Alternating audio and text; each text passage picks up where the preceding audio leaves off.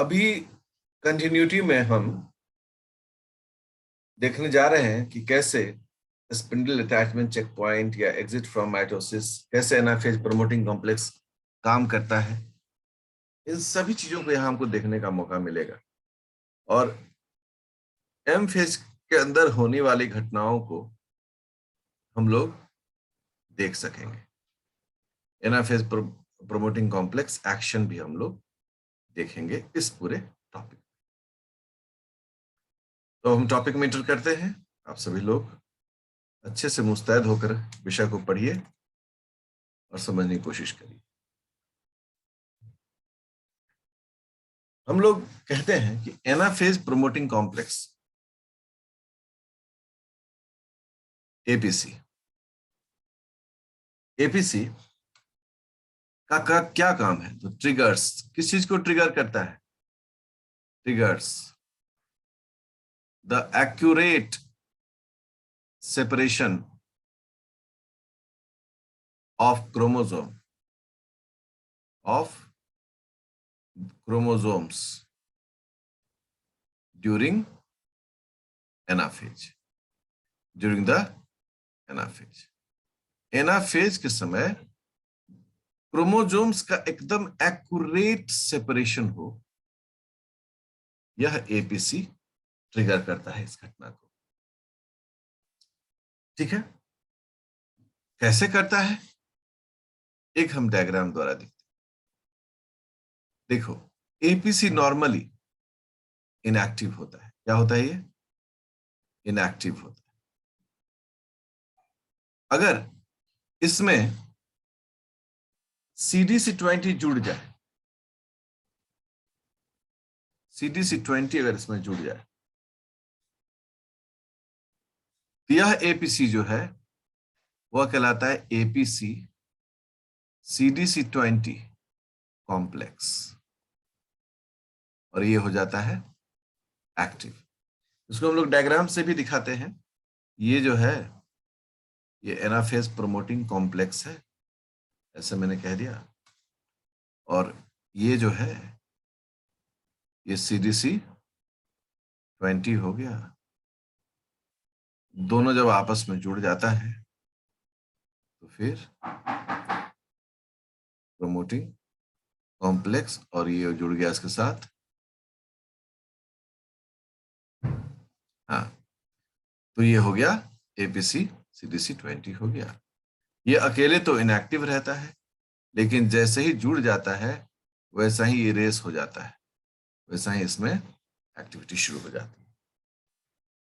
तो ये एक पहला कॉन्सेप्ट है जो आपको समझने की जरूरत है कि एनाफेज प्रोमोटिंग कॉम्प्लेक्स अकेले तो इनएक्टिव रहता है, लेकिन जैसे ही इसमें CDC20 जुड़ जाता है यह एक्टिव हो जाता है। यहां एकदम क्लियर कट एक चीज को आपको समझना चाहिए। अब एनाफेज का काम है कि क्रोमोसोम्स को अलग किया जाए। आपके साथ कुछ चीज हम शेयर कर रहे हैं, आप थोड़ा सा देखिए कैसे ये चीजें होती हैं। जब एक क्रोमोसोम से दो क्रोमोसोम बनता है, ठीक है ना, मान लो हम दिखा रहे हैं आपको, ये एक क्रोमोसोम है, ठीक है ना, हम डीएनए भी कह सकते हैं इसको। एस फेज में क्या होता है? एस फेज में इसका रेप्लिकेशन हो जाए, इससे दो क्रोमोसोम बन जाते हैं। मैं इसको अब खड़ा कर देता हूं सुविधा के लिए। हाँ, ऐसे दो क्रोमोसोम्स बन जाते हैं, ठीक है ना, ऐसे दो क्रोमोसोम्स बन गए। अब ये दोनों क्रोमोसोम जो है वह आइडेंटिकल है। क्या है ये? आइडेंटिकल है। आइडेंटिकल है। इस फेज में ये रेप्लिकेशन के कारण बने, मतलब डीएनए रेप्लिकेशन या सिंथेसिस जो आप कहें, तो दोनों बने, दोनों आइडेंटिकल है। हमको डायग्राम बनाने में थोड़ी सी दिक्कत हो सकती है, लेकिन बताने में कोई दिक्कत नहीं है कि दोनों। अब ऐसे तो बहुत सारे क्रोमोसोम्स होते हैं हमारे सेल में, तब तो बहुत हो जाएगा। मान लो कि नॉर्मल हमारा सेल है, उसमें 23 पेयर्स क्रोमोसोम्स होते हैं। 23 पेयर्स, ऐसे आप समझे, 23 पेयर्स। अगर 23 पेयर्स क्रोमोजोम्स हैं तो फिर ये क्रोमोजोम्स तो बहुत हो गए, पेयर्स में है। और जब पेयर्स में पूरा का रेप्लिकेशन हो जाए तो 2 इंटू 23 पेयर्स हो जाते हैं। ये 2 इंटू 22 पेयर्स है। अब ये दोनों क्रोमोजोम मान लो कि 21वां नंबर वाला क्रोमोजोम है हमारा दोनों। इन दोनों क्रोमोजोम को एस फेज में चिपका के रखना पड़ता है एक साथ।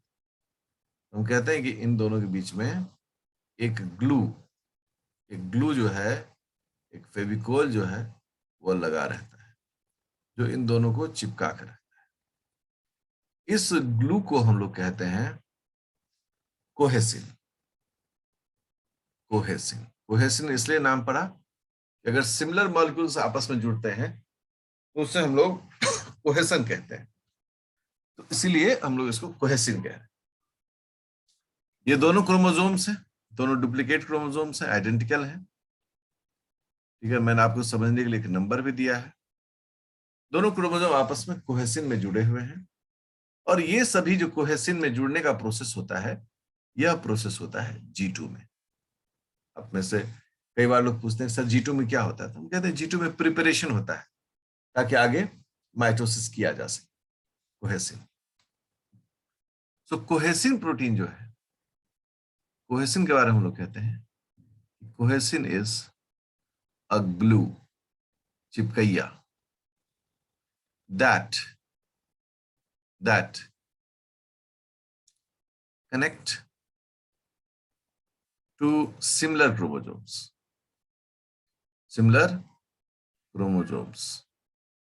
होमोलोगस नहीं लिखे, similar chromosomes formed during S phase. S phase में ये काम होता है कि कोहेसिन जो है इन दोनों क्रोमोसोम्स को जोड़ता है। तो G2 phase, not S phase, जी हड़बड़ी में बोला गया, G2 फेज में ये तैयारी होती है। ठीक इसी का उल्टा कब होना होता है? एनाफेज में।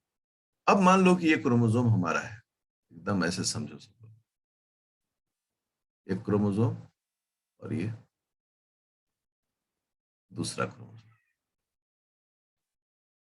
बढ़िया। और ये हम ऐसे थोड़ा सा हम जल्दी से करने के लिए हम ऐसे इसको जोड़ दे रहे हैं। देखो ये इसका ग्लू है, ओके। एनाफेज में होगा तो क्या होगा? एनाफेज में ये दोनों क्रोमोसोम्स हो जाते हैं अलग। एनाफेज में एक इस पोल की ओर और दूसरा अपोजिट पोल्स की ओर, ऐसे दोनों हो जाते हैं अलग।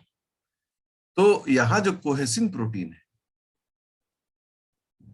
ये तो इसको अलग होने से रोकेगा। इसका मतलब है कि हमको यहां पर क्या करना पड़ेगा? हमको कोहेसिन हटाना पड़ेगा, कोहेसिन हटाना पड़ेगा। अगर कोहेसिन को हटाएंगे तभी ये क्रोमोसोम्स अलग हो पाए, सीधी सी बात है। तो कैसे हटेगा कोहेसिन? तो यहां पर लिखते हैं कि cohesin is degraded by an enzyme. एक एंजाइम के द्वारा ये डिग्रेड किया जाता है, that is called separase. Separase term किस चीज से बना? सेपरेट होने से। तो कोहेसिन को हटाने के लिए कौन सा एंजाइम चाहिए? सेपरेज चाहिए। अगर सेपरेज एक्टिव हो गया तो कोहेसिन हट जाएगा, कोहेसिन खत्म हो जाएगा।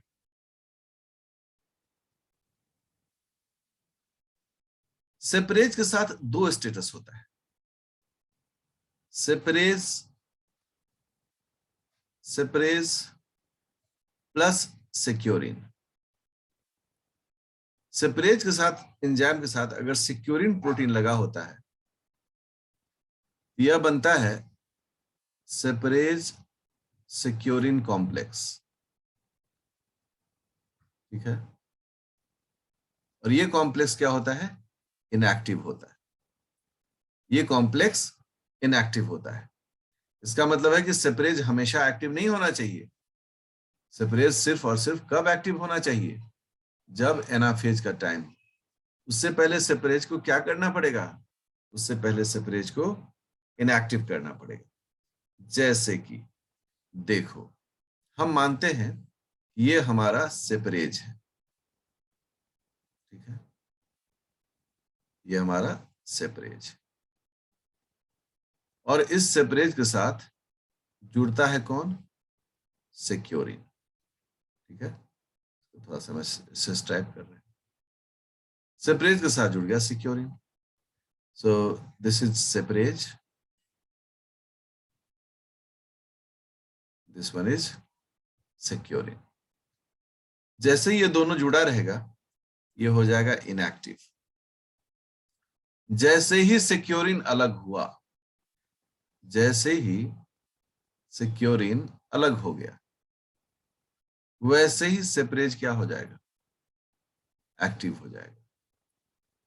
सेपरेज बिकम्स, वैसे से दिखा देते हैं, मतलब कि सेपरेज जो है वो एक्टिव हो गया, एक्टिव सेपरेज, ठीक है। अब इस तरह की घटनाओं को हम लोगों ने अभी एक सीखा है। अब एक डायग्रामेटिक प्रेजेंटेशन से हम इन सभी घटनाओं को देखने जा रहे हैं, कैसे ये सारी चीजें होती है, ठीक है। हम लोग देख रहे हैं G2 फेज से मेटाफेज की ओर जा रहे हैं। मेटाफेज जो कि M फेज का हिस्सा है, सब लोग जानते हैं। M मतलब माइटोसिस होता है, नॉट मेटाफेज, M फेज। अभी क्या है यहाँ पर? इनएक्टिव है। कौन इनएक्टिव है? क्योंकि हम लोग एपीसी देख रहे हैं, हम लोग कह रहे हैं एपीसी इनएक्टिव, ठीक है भाई, कोई दिक्कत नहीं है। और यहाँ पर क्या स्टेटस है? तो यहाँ जो क्रोमोसोम है, ऐसे हम लंबा एक क्रोमोसोम बना दें,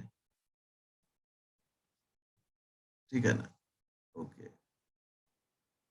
ये क्रोमोसोम आपस में कोहेसिन प्रोटीन से जुड़ा हुआ है, ठीक है, कोहेसिन प्रोटीन से ये जुड़ा हुआ है। एकदम आराम से हम लोग चीजों को स्टेप बाय स्टेप समझते हैं। ये हो गया यहाँ पर कोहेसिन, और ये हो गया यहाँ पर क्रोमोसोम, ये जुड़ा हुआ है G2 फेज। अब सेल जो है G2 से बढ़ा M फेज की ओर, मतलब पहुंचा मेटा फेज। जब मेटा फेज में पहुंचा, तो अब स्टेटस क्या है? अब स्टेटस ये है कि ये दोनों क्रोमोसोम जो है वो इक्वेटर पर अरेंज हो गया है। किस चीज पर अरेंज हो गया है? इक्वेटर पर। यही हम लोग क्रोमोसोम को बोलते हैं। मेटाफेज में क्या होता है? सेल मतलब न्यूक्लियस में एक काल्पनिक इक्वेटर बनता है, उस इक्वेटर से ये दोनों जुड़ जाता है। यहाँ पर सेंट्रियोल है, यहाँ पर भी सेंट्रियोल है। इस सेंट्रियोल से बहुत सारा स्पिंडल जो है वो निकल रहा है, ये स्पिंडल फाइबर्स, ठीक है ना। उतना टाइम नहीं इसमें लगाएंगे, ऐसे में। और ये जो दोनों क्रोमोसोम है अभी जुड़ा हुआ किससे? कोहेसिन से जुड़ा हुआ। ये कोहेसिन से जुड़ा हुआ, ये भी पहुंच गया मेटाफेज।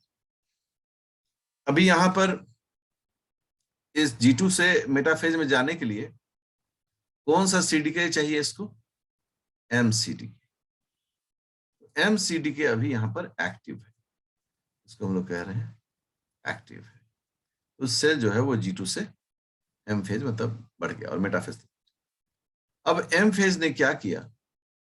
अपनी तैयारी शुरू कर दी, और ऊपर क्या है? एनाफेज इनएक्टिव है, उसमें CDC20 जोड़ दिया। जैसे ही CDC20 जुड़ा, रिजल्ट क्या हुआ? रिजल्ट हो गया active APC CDC20 complex.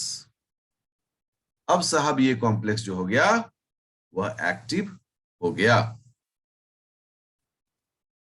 Active हो गया एक कॉम्प्लेक्स। तो अब क्या हो गया है? अब स्टेट में आते हैं हम लोग कि APC CDC20 एक्टिव हो चुका है, ठीक है। हमारे पास एक डुप्लीकेट क्रोमोसोम है, जो क्रोमोसोम कोहेसिन प्रोटीन की मदद से जुड़ा हुआ है। ये सेंट्रोमियर बीच में बना दिया करते हैं, ये कोहेसिन प्रोटीन से जुड़ा हुआ है। साथ ही साथ ये दोनों जो हैं वह स्पिंडल से भी जुड़े हुए हैं, सेंट्रियोल से। ये स्टेटस है। ओके, स्पिंडल है, स्पिंडल है। ये अभी हम लोग हैं किस फेज में? तो ये हम लोग अभी मेटाफेज में। जैसे ही एपीसी CDC20 एक्टिव होता है, अब क्या होगा? देखो अब क्या होता है। एक्टिव होने से ये एक कॉम्प्लेक्स है जिसका नाम है सेपरेज सिक्योरिन कॉम्प्लेक्स। इसका डायग्राम मैंने बनाया था, अभी आपको याद हो, ठीक है ना? ये जो है ये है सेपरेज सिक्योरिन और ये अभी इनएक्टिव है। सेपरेज क्या है? इनएक्टिव। जैसे ही एपीसी CDC20 इसको मिलता है, ये तुरंत एक्टिव हो जाता है और इससे निकल जाता है। क्या निकल जाता है? सिक्योरिन, ठीक है ना? तो सिक्योरिन जो है वो यहां से निकला। Okay, this is called securin. और ये डिग्रेड हो गया। क्या हो गया? ये डिग्रेड, मतलब बचा नहीं, ये खत्म हो गया।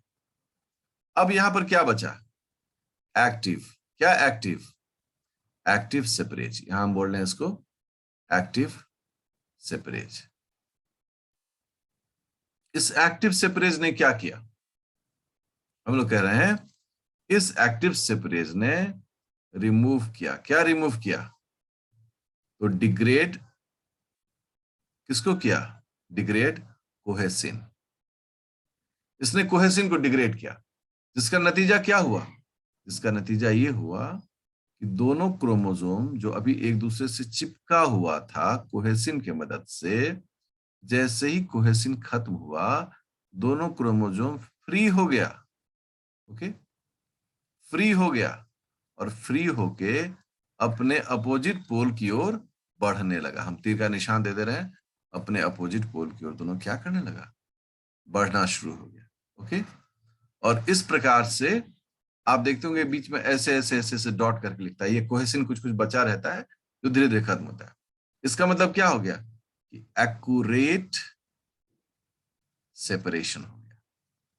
सेपरेशन जो है वो पूरी तरीके से अच्छी तरीके से हुआ। और ये सेपरेशन क्यों हुआ? क्योंकि यहां पर कोहेसिन डिग्रेड कर गया। कोहेसिन डिग्रेड किसने किया? कोहेसिन डिग्रेड एक्टिव सेपरेज ने किया। एक्टिव सेपरेज, सेपरेज एक्टिव कैसे हुआ? जब उससे सिक्योरिन निकल गया। सिक्योरिन और सेपरेज कॉम्प्लेक्स को एक्टिव किसने किया? एपीसी CDC20 कॉम्प्लेक्स ने। इसको एक्टिव किसने किया? इसको एक्टिव किया MCDK ने। यह सीरीज होता है जिसको हमें समझने की जरूरत पड़ती है। टॉपिक की ओर है, ठीक है ना? कोहेसिन क्या करता है? बाइंड्स टू क्रोमोसोम्स, ठीक है, दो DNA। कोहेसिन, कोहेसिन। हाँ। सेपरेज क्या करता है? सेपरेज क्या करता है? एंटी कोहेसिन का काम। देखो शब्द देखो, एंटी कोहेसिन, मतलब ये DNA को खोल देता है। कोहेसिन का काम कब दिखता है? G2 फेज में। एंटी कोहेसिन का काम कब दिखता है? एना फेज में, ठीक है। सिक्योरिन क्या करता है? सिक्योरिन एंटी सेपरेज है, ठीक है ना? ये कब रहता है? G2 में, प्रोफेज में, मेटाफेज में ये एक्टिव रहता है ना? ये क्या करता है? ये सेपरेज को इनएक्टिव करता है। सेपरेज इनएक्टिव, मतलब इसी तरह से चीजों को समझने का एक प्रयास रहना चाहिए, ठीक है ना? एपीसी क्या है? इनएक्टिव है। एपीसी 20 क्या है? एपीसी सीडीसी 20 क्या है? एक्टिव है। ठीक है, अब इन दोनों के बीच का देखिए कैसे संबंध बनता है। एपीसी है, एपीसी है तो कोहेसिन, सेपरेज, सेक्योरिन, इन सब का एक्टिविटी क्या होगा? अगर एपीसी है तो कोहेसिन एक्टिव रहेगा, सेपरेज इनएक्टिव रहेगा और सिक्योरिन एक्टिव रहेगा। सिक्योरिन एक्टिव का मतलब क्या हो गया कि सिक्योरिन सेपरेज से जुड़ा हुआ रहेगा। सेपरेज कि सेपरेज कोई काम नहीं कर पाएगा, इसलिए कोहेसिन बरकरार रहेगा। एपीसी सीडीसी 20 अगर ये रहा तो कोहेसिन खत्म, सेपरेज एक्टिव हो जाएगा, सिक्योरिन खत्म। हमें तो भाई चीजें समझनी है ना, हमको क्या मतलब है, हम तो एक कंपैरेटिव तुलनात्मक अध्ययन करना चाहते हैं कि कैसे ये सब चीजें विकसित होती हैं।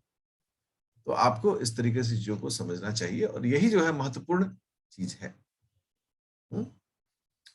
तो बताइए कि आपको समझने में और क्या दिक्कत हो रहा है यहाँ? कहते कि व्हेन एनाफेज occurs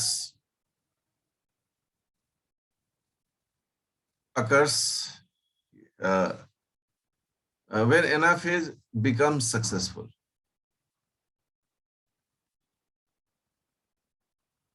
अगर एनाफेज सक्सेसफुल हुआ तो cell is now moving out from karyokinesis and reaching into cytokinesis, मतलब karyokinesis खत्म होने वाला बात। अब यहां पर क्या होता है कि concentration of mCDK needs to be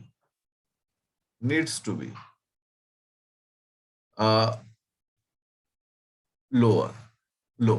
अब यहां पर क्या कह रहा है ना कि जब एक बार एनाफेज खत्म हो गया तो अब एमसीडीके का कॉन्सेंट्रेशन जो उसको आपको घटाना है। अब यही एपीसी सीडीसी 20 क्या करता है? हम थोड़ा इसको और ऐसे बढ़िया से लिख देते हैं तो आपको और समझ में आ जाएगा। देखो डायग्राम से बना रहे हैं जी, ये है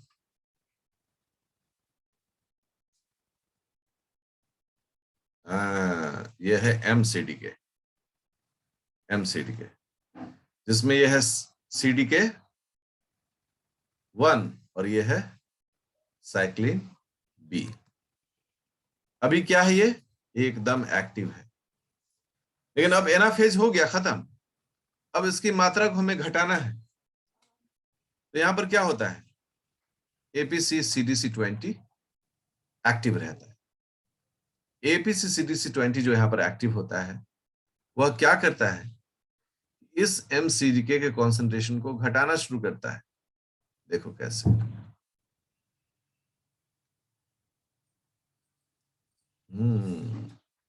देखो यहां पर क्या जोड़ना शुरू कर दिया इसने, यूबिक्विटिन को, ठीक है ना, यहां पर यूबिक्विटिन बाइंड होना शुरू हो गया, ये हो गया यूबिक्विटिन।